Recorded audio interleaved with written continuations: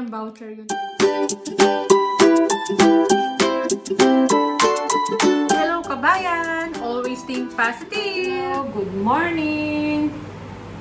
Busy tayo nagluluto. Pasensya na kayo sa tsura ko. Katatapos ko lang kasi maglinis ng bahay. Dahil nga kahapon di ako nakapaglinis. Sunday. Diba umalis kami. Almusal ko saging. So, nakapaghiwa na ako ng patatas at carrots. Saka, yung sangkap natin. So, magmiminudo tayo. Ayun. Nakasalang na yung ating karne. Minarinate ko siya sa toyo, paminta, tapos sa yung tawag nito? Kalamansi. Na konting kalamansi lang, tapos nilagyan ko ng konti pang lemon. 2 piraso na kasi yung kalamansi natin. So, yan. Maghihiwa naman ako ng hotdog. Kasi, bigyan natin ng hotdog. Ayun si Bunso, busy. Busy sa pag-ano niya. Pagsusort. Pinasort ko yung mga catalog. Kahit na 100 lang ako gawa ka. Mag-sort siya. Para mabawasan na yung aking susort. Kasi, kailangan gawin namin 440 pieces. Sabi ko kahit 100 lang. Gawa siya. Ako lalagay yung hotdog dito na lang. So, ganito lang kalilit yung mga hotdog natin. Hiwain ko na para mailuto natin. So, yun. Tapusin ko muna itong ating pagluluto, yung ating menudo. Mamaya balikan ko kayo.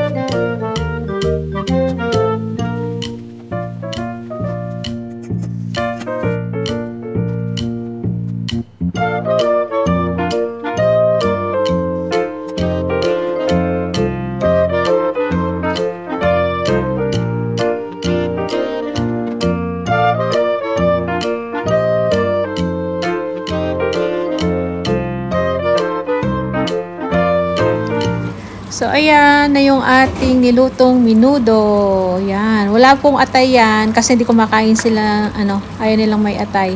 Pero ako may lulutuin akong atay yung manok para sa akin lang yon. So, ayan ang ating, nalutong menudo. Ayan. Tapos, ito yung atay na manok na nabili ko. Ayan. Nakuluan ko sa bawang, luya, tsaka paminta. So, yan. Tapos, piprito ko yan. Gigisa ko sa bawang sibuyas yan. Sa akin lang po yan. So, ayan na siya. Ayan, ginisa-gisa ko na siya. Gusto ko maprito ba? Para makain ko siya.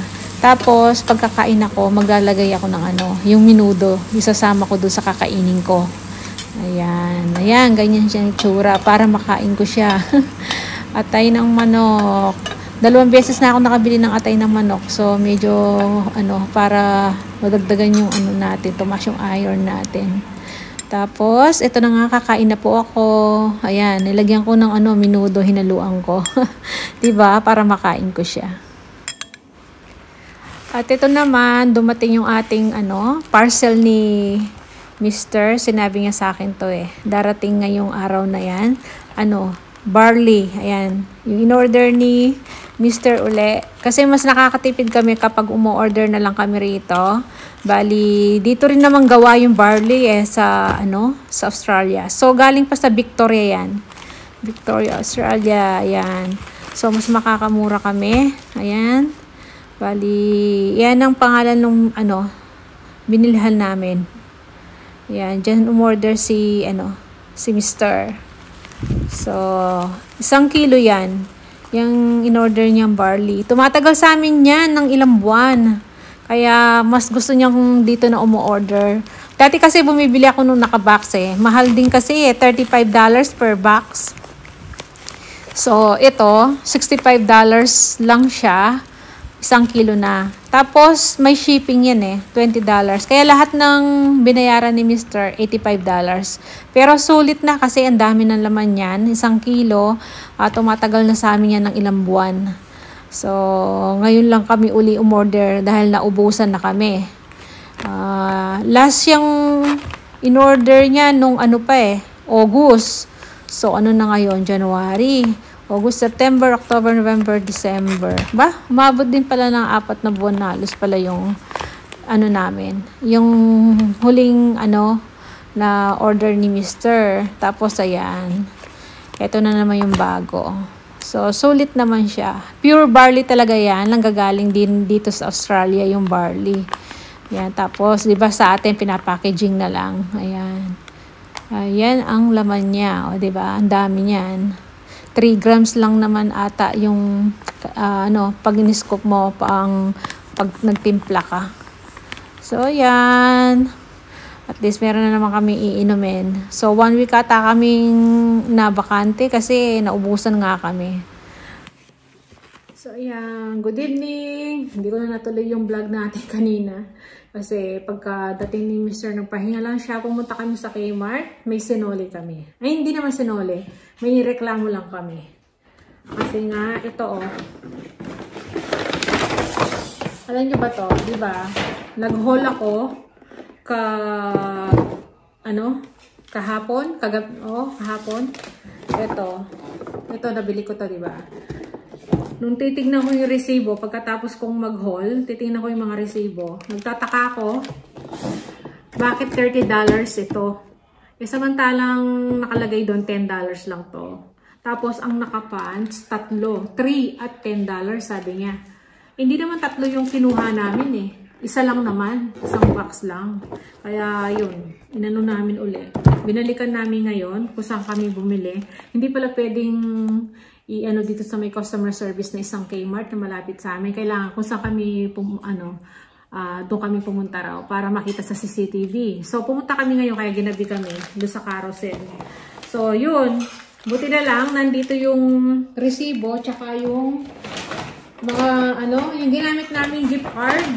Ito, hindi ko siya tinapon. So sabi nga niya dito, sabi nung sa customer service, ang gamit nyo yung gift card tsaka yung isang Eptos. Oo, sabi kong gano'n. Sabi namin ni Mr. So, nakita nga rito. Tapos, sabi niya, check namin sa CCTV. Sabi niya, yun. Sabi ko, meron din akong, sabi ko, video. Kasi nagbibideo ko dun sa, store nila na isa lang talaga yung kinuha ko. Hindi 3. So, yun. Nung chinek nila sa, sa CCTV, ayun, nakita naman na ito lang talaga yung binili namin. Tapos, bakit nagtataka kami ang finance nung cashier nila 3. O, diba? Sayang yung $20. Kaya ito, binigay niya kami ng voucher. Ayan. Sinoli niyang voucher yung $20 na ganito. Pwede namin gamitin kahit sa Kmart. So, yung time na rin na yun, ginamit na namin. Ito yung kinuha ko. Ito. Para sa 10-piece fridge freezer storage set. Yan. $25. So, ito. So, nagdagdag na lang si Mr. ng $5. So, yung sobrang $20 na na finance nung kahapon ay nagamit na namin. So, ito yun. Nagdagdag lang naman ng $5 si Mr. Diba? Sayang kasi yung $20 Tataka ko bakit ginawang 3 to. Isa lang naman ang kinuha ko. So, yun. Tapos dumaan kami ng calls. So, bumili kami nito. Ayan. Tsaka itlog ulit. Kaya may stock tayong itlog. Kasi sabi ko para total nandun na kami. Tapos ito, pauwi na lang kami. Nadaanan namin yung bilihan doon. Ayan. Tatlong piraso, $10. So, di ba? Mura na. $10 lang to. Ayan. Kasi nga, na sila, pasarado na sila. Kaya pinapaubos na nila. Ito, noodling garlic chicken. Ha? $11.90 bawat isa, di ba? Ayan, tatlo na lang. 3 for $10. O, di ba? Ayan. Kaya lang si Bunso pala kumakain na. Kaya sa amin na yun. Ayan. Kumakain na pala siya. Sabi niya, hindi ko alam na bibili po kayo, sabi niya. Sabi ko, nadaanan lang namin kasi pauwi na kami palabas. Nakita ni Papa niya $10 na lang. Tatlo, sayang, di ba? So, ito, bukas ko na ayusin to. Yung nabili ng di oras to. Sayang kasi yung $20. Kaya ginamit na namin kaagad habang nandun kami para hindi na namin at least kung magkaroon ng problema, di ba? Nandun na rin kami. Pwede natin i-complain. Ay, nakakapagtaka talaga. Ginawang $30 yung ito. Ginawang tatlo. Isa lang naman binili ko. So, yun. Yan lang po yung vlog natin. Kakain na po kami nito. At tutuloy ko yung aming isusort. Hindi pa kami nakapag-sort. Pag-deliver ako ng bukas ng umaga. So, yan. Maraming salamat. Kita-kita lang tayo sa mga sunod na videos. See ya!